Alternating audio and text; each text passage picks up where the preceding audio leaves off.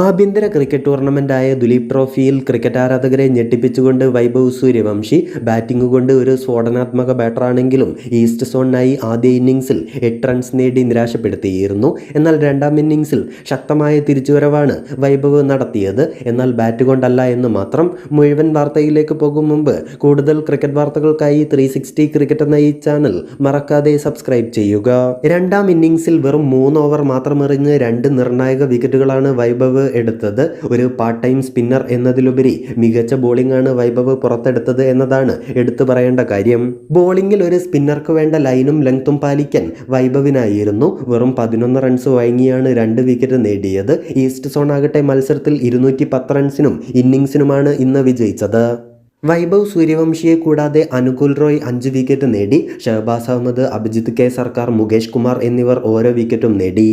മറ്റൊന്ന്, ഇന്ത്യ ശ്രീലങ്ക രണ്ടാം ക്രിക്കറ്റ് ടെസ്റ്റിൻ്റെ 3-ാം ദിനം സ്റ്റെമ്പെടുക്കുമ്പോൾ ശ്രീലങ്ക 8 വിക്കറ്റ് നഷ്ടത്തിൽ 265 എന്ന നിലയിൽ. ടീം ഇന്ത്യക്ക് വേണ്ടി മാനവ് സുത്താർ, പ്രസിദ്ധ് കൃഷ്ണ എന്നിവർ 3 വീതം വിക്കറ്റ് നേടിയപ്പോൾ രവീന്ദ്ര ജഡേജ, മുഹമ്മദ് സിറാജ് എന്നിവർ ഓരോ വിക്കറ്റ് നേടി. ഡെബ്യൂട്ട് താരമായ സരാഞ്ച് ജെയിന് വിക്കറ്റൊന്നും ലഭിച്ചില്ല. ഇനി ശ്രീലങ്കയുടെ സ്കോർ കാർഡ് നോക്കിയാൽ ടോപ്പ് സ്കോറർമാരായത് പാസിൻഡു, സൂര്യ ബണ്ടാര 133 പന്തിൽ 9 ബൗണ്ടറി അടക്കം 80 റൺസ് നേടി. സോനൽ ദിനൂഷ 137 പന്തിൽ 2 സിക്സും 6 ഫോറും അടക്കം 85 റൺസ് നേടി പുറത്താകാതെ ക്രീസിലുണ്ട്. സോനൽ ദിനൂഷ കഴിഞ്ഞ ടെസ്റ്റിലും മികച്ച പ്രകടനമായിരുന്നു പുറത്തെടുത്തത്. കാമിന്ദു മെൻഡിസ് 32 റൺസും നേടി.